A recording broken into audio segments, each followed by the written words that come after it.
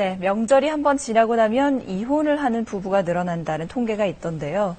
이번 명절에는 서로서로 조금씩만 더 배려해서 그런 일이 없었으면 좋겠습니다. 네, 사실 이혼을 막을 수 있는 경우도 적지가 않은데요. 그래서 이혼 플래너라는 새로운 직업이 등장을 했습니다. 노태영 기자와 알아보죠. 네. 자, 이혼 플래너. 사실 이름만 들으면 왠지 이혼을 도와주는 직업 같기도 한데 그런 건 아니겠죠? 네, 무작정 이혼을 조장하는 건 아니고요. 어쩔 수 없이 이혼을 해야겠다면 그 과정을 좀 차분하게 진행할 수 있도록 도와주는 겁니다. 네. 이혼 과정에서 사실 본인들은 물론 자식들에게 미칠 상처를 최소화할 수 있다는 게 이혼 플래너들의 설명입니다.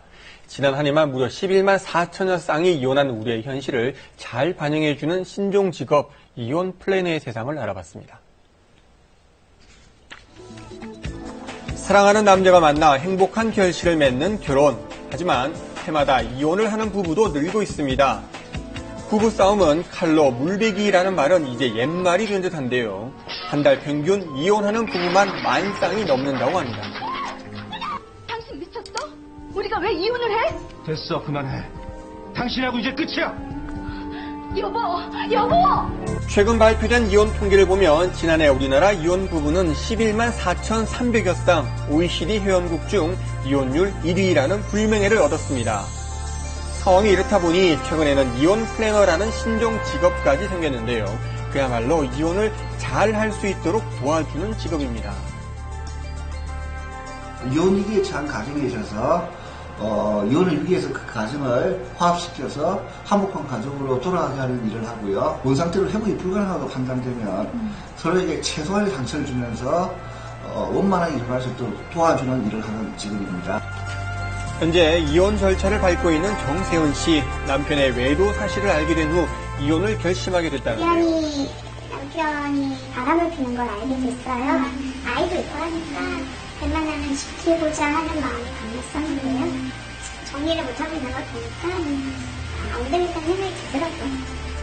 가정을 지키기 위해 남편과 함께 심리 상담도 받아봤지만 결국 이혼을 선택하게 됐습니다. 이혼은 치열한 전쟁이란 말이 있을 정도로 절차와 과정이 복잡한데요. 이혼 플래너를 통해 재산 분할 문제와 자녀가 받을 상처 등 흔히 겪는 갈등을 최소화하며 이혼을 준비하고 있습니다.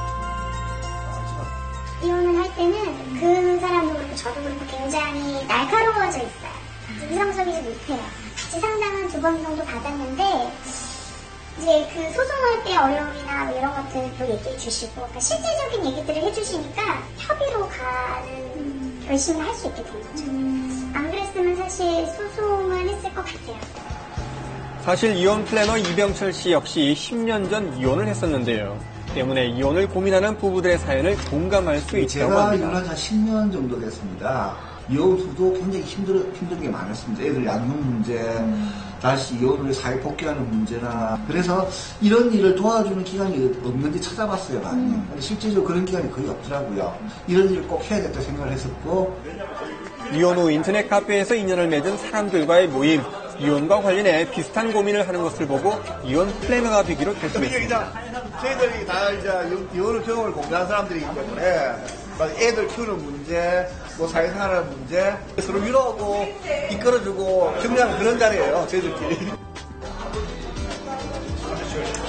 자기가 정말 감정이 치솟아서 생각 못하는 것들을 제3자가 이렇게 판단해주는 거 그런 말이 될 것 같아요. 그 말할 수 있는 데가 없었어요. 만약에 정말 그 당시에 이혼 플래너가 있었다고 하면 내가 상황이 이렇습니다. 나 이혼하기 싫습니다라고. 근데 어떻게 될 거냐고. 의논할 수 있죠. 그러면 만약에 저도 이혼하지 않았을지도 몰라요.